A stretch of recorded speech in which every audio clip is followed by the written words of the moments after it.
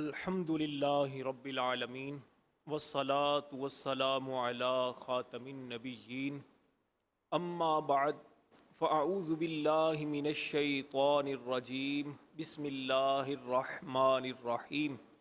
الصلاة والسلام علیک یا رسول اللہ وعلی آلک واصحابک یا حبیب اللہ الصلاة والسلام علیک یا نبی اللہ وعلی آلک واصحابک یا نور اللہ۔ نبی مکرم شفیع معظم شاہ عرب و عجم صلی اللہ علیہ وآلہ وسلم کا فرمان ہے،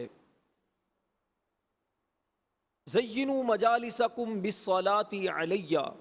تم اپنی مجلسوں کو مجھ پر درود پاک پڑھ کر آراستہ کرو۔ فإن الصلاة علیہ نور لکم یوم القیامہ، بے شک تمہارا مجھ پر درود پاک پڑھنا قیامت کے دن تمہارے لیے نور ہوگا۔ صلو علی الحبیب صلی اللہ علی محمد وعلی آلہ وصحبہ وبارک وسلم، صلاۃ و سلاما علیک یا سیدی یا رسول اللہ وعلی آلک و اصحابک یا حبیب اللہ۔ پیارے اسلامی بھائیوں اور مدنی چینل کے ناظرین، قدرتی طور پر انسان جس سے محبت رکھتا ہے اس سے تعلق رکھنے والی چیزوں سے بھی انسان کو محبت ہو جاتی ہے۔ حیثیت مسلمان ہمارے لیے اللہ رسول کی محبت لازم اور ضروری ہے۔ اسی طرح سرور عالم نور مجسم صلی اللہ علیہ وسلم سے نسبت رکھنے والی ہر چیز سے محبت کا ہونا اہل ایمان کے لیے، عاشق رسول کے لیے ضروری ہے۔ ہم مدینہ پاک سے محبت کیوں کرتے ہیں؟ کیونکہ مدینہ پاک کو اللہ کے پیارے اور آخری نبی صلی اللہ علیہ وسلم سے نسبت حاصل ہے۔ قبلہ امیر اہل سنت، امیر دعوت اسلامی کیا خوب کہتے ہیں، مدینہ اس لیے عطار جانو دل سے ہے پیارا، مدینہ اس لیے عطار جانو دل سے ہے پیارا کہ رہتے ہیں میرے آقا میرے دلبر مدینے میں۔ کیونکہ مدینے میں پیارے آقا دو عالم صلی اللہ علیہ وسلم کا روضہ انور ہے، اور اسی طرح نبی پاک علیہ السلام سے نسبت رکھنے والی جو اہم چیز یا اہم یوں سمجھیے کہ نسبت جسے حاصل ہے وہ ہے آپ کی اولاد، اہل بیت اطہار جنہیں ہم کہتے ہیں۔ اہل بیت اطہار سے محبت رکھنا ایک تو فطری تقاضا بھی ہے، اور دوسرا ہمیں قرآن پاک میں اس کا حکم بھی دیا گیا۔ نبی کریم علیہ الصلوۃ والسلام نے بھی اس اہل بیت اطہار سے محبت کرنے کا اپنی امت کو حکم دیا ہے۔ سرور عالم نور مجسم صلی اللہ علیہ وآلہ وسلم کا فرمان ہے کہ کوئی بندہ اس وقت تک کامل مومن نہیں ہو سکتا جب تک کہ میں اس کو اس کی جان سے زیادہ پیارا نہ ہو جاؤں، اور میری اولاد اس کو اپنی اولاد سے زیادہ پیاری نہ ہو جائے۔ تو نبی پاک علیہ الصلوۃ والسلام سے محبت جس طرح ضروری ہے، اسی طرح آپ علیہ الصلوۃ والسلام کی آل سے، اولاد سے، اہل بیت سے محبت بھی ہر مسلمان کے لیے لازم اور ضروری ہے۔ اللہ کریم قرآن مجید برہان رشید میں پیارے محبوب صلی اللہ علیہ وسلم سے ارشاد فرماتا ہے، قُلْ لَا أَسْأَلُكُمْ عَلَيْهِ أَجْرًا إِلَّا الْمَوَدَّةَ فِي الْقُرْبَى، تم فرماؤ میں اس پر تم سے کچھ اجرت نہیں مانگتا مگر قرابت کی محبت۔ اس کی تفسیر میں علماء کرام فرماتے ہیں کہ نبی پاک علیہ الصلوۃ والسلام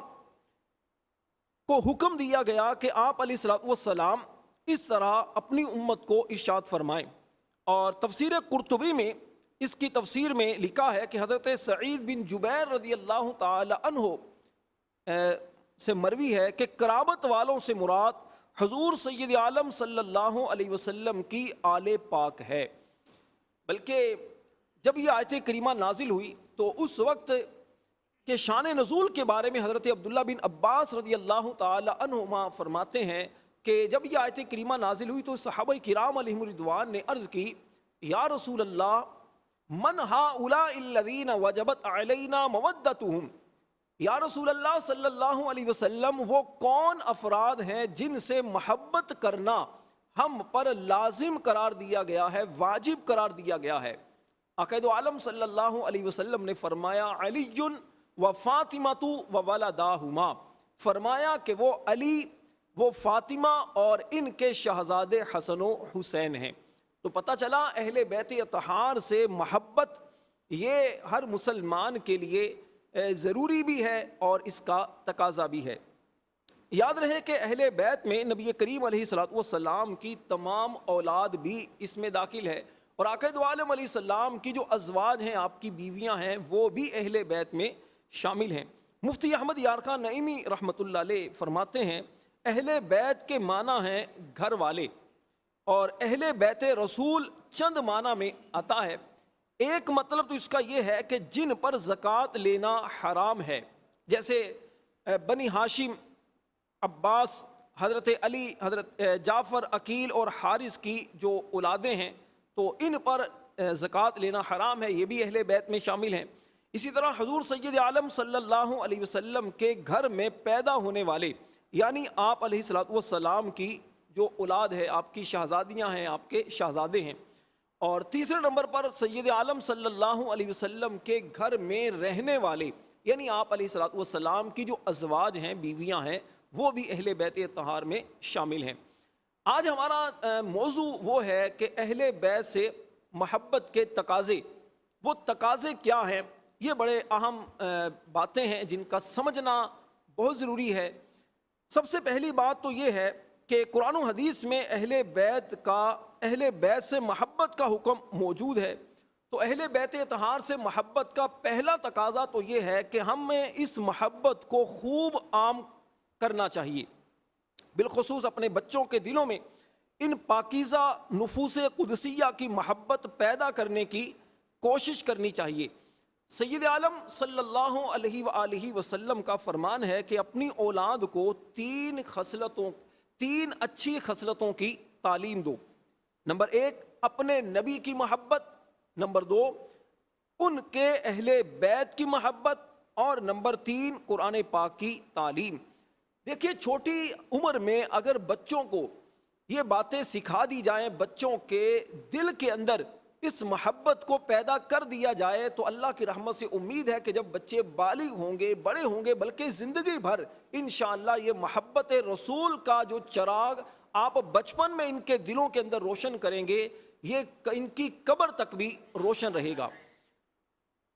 اپنے بچوں کو اہل بیت اطہار کی محبت کے واقعات سنائے جائیں۔ خاص طور پر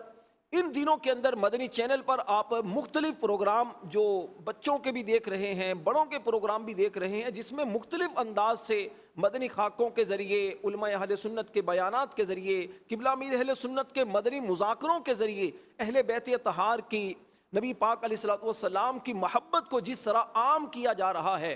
تو اس میں خود بھی آپ مدنی چینل کی نشریات میں شامل رہیں، دیکھتے رہیں، اپنے بچوں کو بھی دکھائیں۔ کڈز مدنی چینل کی جو نشریات ہیں وہ اپنے بچوں کو دکھائیں، انشاءاللہ بہت ساری اچھی باتیں مدنی چینل کے ذریعے آپ کے بچے سیکھ جائیں گے۔ دوسرا محبت اہل بیت کا تقاضا وہ یہ ہے کہ ان کا ادب اور احترام کیا جائے۔ سادات کرام وہ نفوس قدسیہ ہیں نبی پاک علیہ السلام سے جنہیں نسبت حاصل ہے،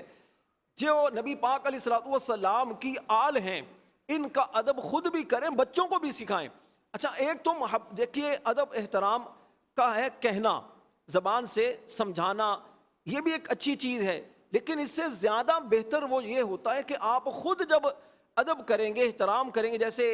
ان کا نام پاک جب سنیں محبت سے رضی اللہ تعالی عنہ پڑھیں گے، جب نبی پاک علیہ السلام کا نام سن کر انگوٹھے چوم کر آنکھوں سے لگائیں گے، یا آپ اپنے بچوں کے سامنے کسی سید صاحب کا ادب احترام کریں گے، تو بچوں کے دلوں کے اندر بھی انشاءاللہ محبت اہل بیت پیدا ہوگی۔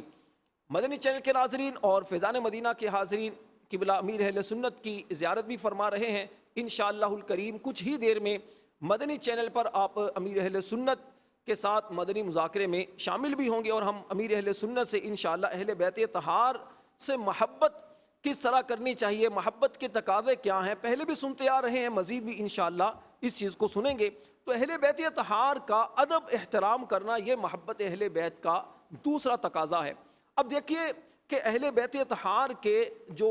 پاکیزہ جو افراد ہیں یہ بھی علماء کا احترام کرتے اور اپنے عمل سے سکھایا کرتے، اور پھر صحابہ کرام علیہم رضوان یہ بھی کس طرح اہل بیت اطہار کا ادب اور احترام کیا کرتے تھے۔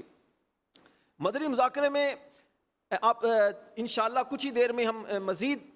قبلہ امیر اہل سنت کے ساتھ سوال جواب میں شامل بھی ہو جائیں گے، تو اس میں یقیناً ہمیں علم دین حاصل کرنے کا موقع بھی ملے گا۔ امیر اہل سنت بھی مدنی مذاکرے میں تشریف لانے سے پہلے نیتیں فرما رہے ہیں، آپ بھی نیتیں کر لیجئے، ہم سب مل کر نیتیں کر لیتے ہیں کہ انشاءاللہ جب تک مدنی مذاکرے میں شامل رہیں گے انتہائی ادب اور احترام کے ساتھ علم دین حاصل کرنے کی نیت سے شامل رہیں گے، اور جو بھی اہم باتیں ہم محسوس کریں اس کو نوٹ بھی کر لیں گے۔ گفتگو نہ ہو، موبائل میں نہ مصروف ہوں، بات چیت میں مصروف نہ ہوں، جو بھی مصروفیاتوں پہلے سے فارغ کر کے مصروفیات سے فارغ ہو کر آپ اگر گھروں کے اندر ہیں تو مدنی چینل کی اسکرین پر آ جائیے، اگر آپ فیضان مدینہ میں حاضر ہیں تو آپ اپنے ساری مصروفیات کو چھوڑ کر آپ امیر اہل سنت کے جو سوالات جوابات ہوں اس کو آپ نے توجہ سے سننا ہے۔ تو میں عرض کر رہا تھا کہ اہل بیت اطہار جو ہے نبی پاک علیہ الصلوۃ والسلام کے گھر والے جو ہیں یہ ہمیں اپنے عمل کے ذریعے کس طرح علماء کرام کا ادب کرنے کا درس دیتے ہیں۔ چنانچہ حضور سید عالم صلی اللہ علیہ وسلم کے چچا زاد حضرت سیدنا عبداللہ بن عباس رضی اللہ تعالی عنہما نے ایک مرتبہ حضرت زید بن ثابت رضی اللہ تعالی عنہ کے گھوڑے کی رکاب پکڑ لی، تو انہوں نے فرمایا کہ اے رسول اللہ کے چچا کے بیٹے یہ کیا کر رہے ہیں؟ تو حضرت ابن عباس نے فرمایا کہ حضور ہمیں تو یہی تعلیم دی گئی ہے کہ علماء کرام کا اس طرح ادب کرنا ہے۔ تو اس پر حضرت زید بن ثابت انصاری رضی اللہ تعالیٰ عنہ نے کہا اچھا، تو آپ نے بھی حضرت ابن عباس کا ہاتھ لیا اور اس پر بوسہ دے دیا۔ فرمایا کہ ہمیں بھی یہی تعلیم دی گئی ہے کہ اہل بیت اطہار جو نبی پاک علیہ السلام کے اہل ہیں ان کے ساتھ اس طرح ادب کا برتاؤ کریں۔ تو یہ تعلیم ہے اہل بیت اطہار کے گھرانے کی۔ اچھا جی، دوسری بات یہ ہے کہ ان کی تعلیمات پر عمل کیا جائے، اہل بیت اطہار کی جو تعلیمات ہیں ان پر عمل کیا جائے، ان سے محبت کی جائے۔ محبت کیسی کی جائے اور یہ محبت کس طرح دنیا اور آخرت میں انسان کی نجات کا ذریعہ بنے گی۔ حدیث پاک سنیے، نبی پاک صلی اللہ علیہ وسلم نے فرمایا الا ان مثل اہل بیتی فیکم مثل سفینۃ نوح من رکبها نجا ومن تخلف عنها ہلاکا، یعنی آگاہ رہو کہ تم میں میرے اہل بیت کی مثال حضرت نوح علیہ السلام کی کشتی کی طرح ہے، جو اس میں سوار ہو گیا وہ نجات پا گیا اور جو اس سے پیچھے رہ گیا وہ ہلاک ہو گیا۔